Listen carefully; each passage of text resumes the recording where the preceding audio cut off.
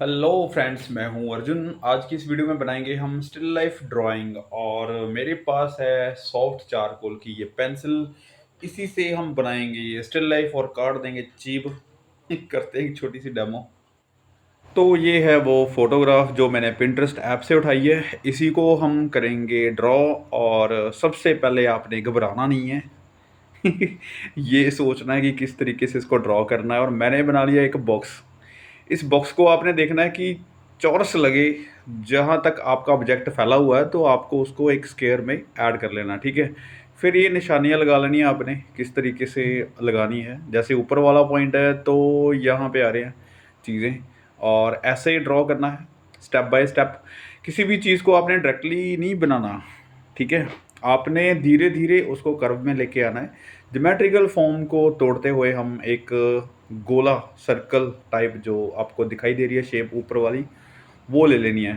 तो यहाँ पे है छोटा सा पॉइंट, उसको भी हमने स्क्वायर में ऐड करना है। और उसके बाद हमने ये चीज़ें लेनी है, बाकी की डिटेल्स जैसे इसकी मोटाई है उसको हमने ले लेना है।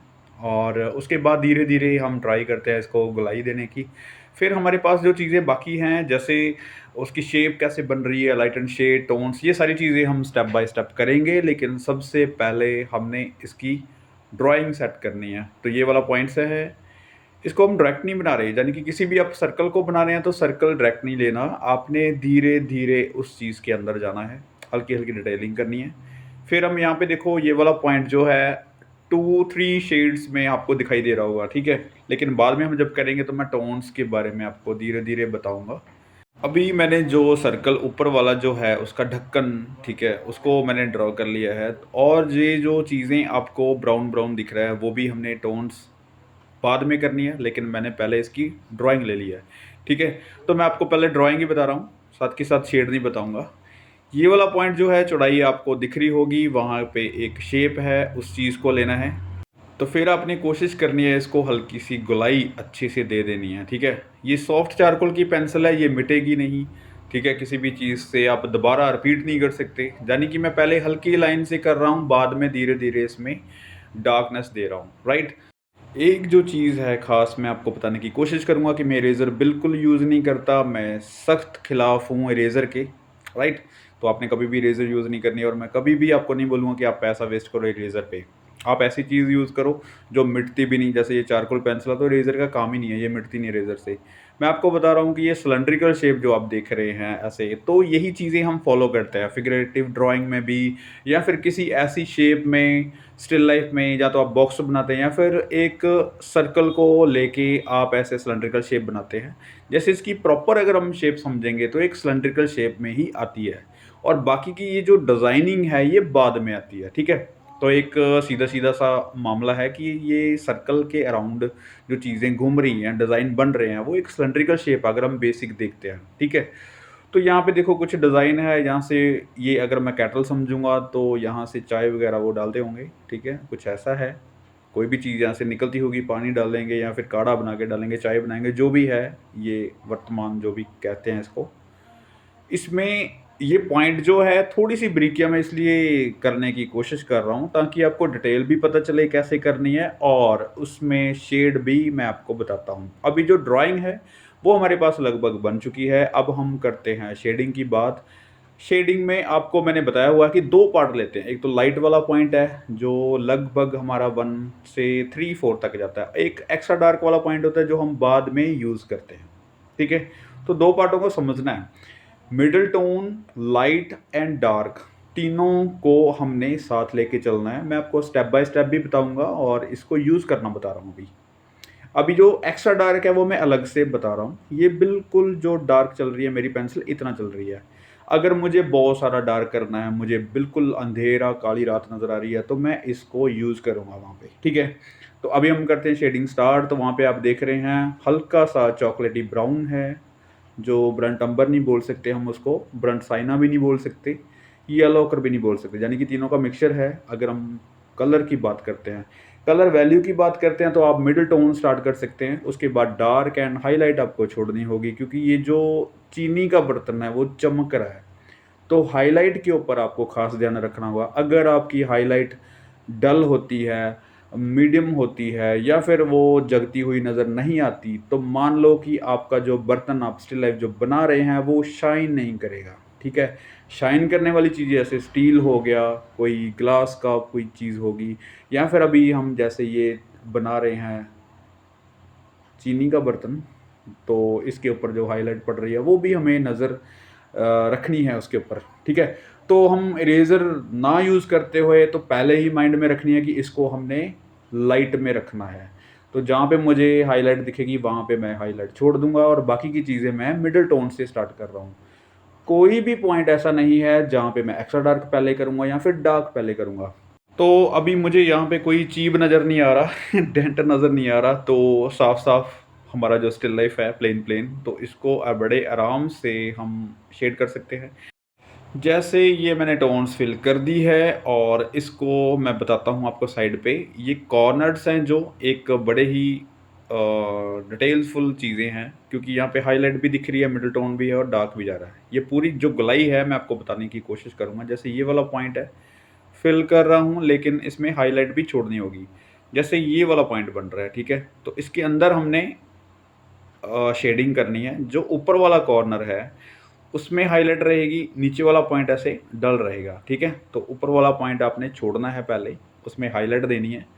तो इसलिए बड़े आराम से इसको फिल करना है। आपके पास टाइम होता है, आप बड़े आराम से कर सकते हैं। मैं आपको चीज़ों को हैंडल करने के बारे में बता रहा हूँ। आप स्टिल लाइफ में किसी और फ़ोटोग्राफ को यूज़ कर सकते हैं, कोई और यहाँ पे ऑब्जेक्ट हो सकता है, लेकिन अगर कुछ ऐसी डिटेल्स आती हैं, उसको इस तरीके से कंप्लीट किया जा सकता है, शेडिंग किया जा सकता है, राइट? तो शेडिंग के रूल यही है कि आपको हाइलाइट पहले अपनी नज़र में रखना है कि कहाँ पे है, फिर मिडल टोन से आपने स्टार्ट करना है, फिर आपकी जो स्टेप बाय स्टेप चीज़ें चलती हुई एक्स्ट्रा डार्क की तरफ जाती हैं। लेकिन एक्स्ट्रा डार्क जो है वो एक ब्रह्म अस्त्र है, ठीक है? ब्रह्म अस्त्र मीनिंग आपको लास्ट में यूज़ करना है, जब आपके सारी शेड्स फिल हो जाती हैं, तो आपने बाद में देखना है कि अभी क्या रह गया।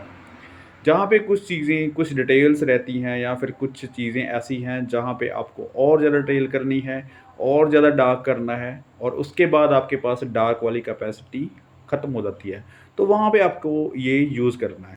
अभी ये चॉकलेटी कलर जो कि आप देख रहे हैं, थोड़ा-सा डार्क है, लेकिन फिर भी इसको और ज़्यादा डार्क स्टेप बाय स्टेप करेंगे। जैसे मैंने आपको बताया कि आपको लाइट नहीं करना बहुत ज़्यादा, इसको टोन वाइज़ रखना है। जितना आप वहाँ पे देखेंगे अच्छे से, तो आपको क्रीमिश कलर जो है, वो बिल्कुल वाइट नहीं है, ठीक है?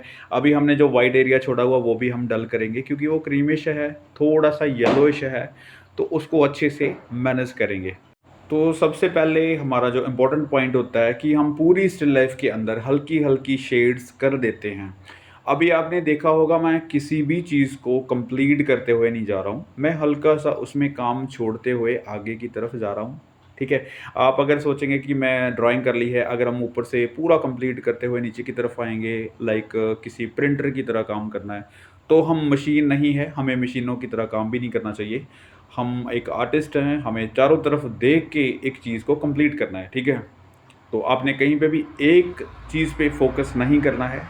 आपने काम करते हुए दूर से भी देखना है कि हमारी स्टिल लाइफ़ किस तरीके से बन रही है, जो ऑब्जेक्ट है वो किस तरीके से दिख रहा है।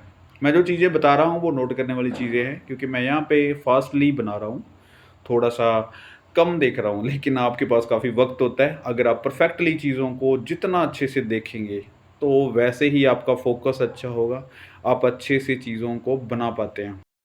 अभी जो हमारा जो ऑब्जेक्ट जो बन रहा है, जो स्टिल लाइफ़ बना रहे हैं हम, तो वैसा आप देख रहे हैं कि उसके आस-पास जैसा बनने लगा है, ठीक है? धीरे-धीरे हम उसमें टोन्स ऐड करेंगे और ज़्यादा सिमिलर बन जाएगा, उसका जुड़वा भाई बन जाएगा। और इस तरीके से देखो अभी शेड है, तो शैडो जो होती है वो काफ़ी ज़्यादा इम्पोर्टेंट होती है हमारी किसी भी चीज़ को 3D करने में। जैसे अभी फ्लैट लग रहा था, तो जैसे ही मैंने यहाँ पे शेड कर दिया है, तो थोड़ा-सा 3D लग गया। ऐसा लग रहा है कि वहाँ पे कोई चीज़ रखी हुई है। तो जो परछाई है किसी चीज़ की, वो उसको उभारने में काम आती है, ठीक है? जब तक वो परफेक्ट नहीं बनती तो चीज़ें अच्छी नहीं लगती, 3D नहीं लगती। तो कभी भी आपने देखा होगा जो 3D ऑब्जेक्ट्स बनाते हैं, तो उनकी सबसे कमाल की चीज़ होती है कि उनकी जो परफेक्ट लाइट एंड शेड और शैडो काम करती है, ठीक है? अब ये देखो छोटी-छोटी सी बारीकियाँ हैं, हम बड़े आराम से यहाँ पे कर सकते हैं। आधा घंटा लगा के। लेकिन मैं आपको शॉर्टली बताऊँगा कि ये किस तरीके से काम करती है। जैसे वहाँ पे डार्क लग रहा है तो डार्क करो, ठीक है? अभी मैं आपको बताता हूँ यहाँ पे जो शैडो है हल्की-सी डार्क है और इसके जो अराउंड जो हाइलाइट पड़ रही है उसके अराउंड भी हल्का-सा डार्क है। मैं ऐसे दिखाने की कोशिश करूँगा, फिर हमारी हाइलाइट भी दिखनी स्टार्ट हो जाती है। तो अभी धीरे-धीरे शेड करके, टोन्स फिल करके हम स्टिल लाइफ को बड़े अच्छे से मैनेज कर लिया, ठीक है? तो धीरे-धीरे जो करेक्शंस हैं, जहाँ पे आपको काम करने वाला दिखाई दे देता है, जैसे ये क्रीमिश पॉइंट्स हैं, यानी कि और डार्क कर सकते हैं, एक्स्ट्रा डार्क को यूज़ कर सकते हैं, ठीक है? यहाँ पे जैसे मैंने हल्का-सा व्हाइट ही छोड़ा हुआ है, तो यहाँ पे हम हल्का-सा डल कर लें क्योंकि जो कलर है, वहाँ पे क्रीमिश है, ठीक है? तो कुछ इस तरीके से आपने स्टिल लाइफ बनानी है, ट्राई करके देखो। Thank you so much for watching this video.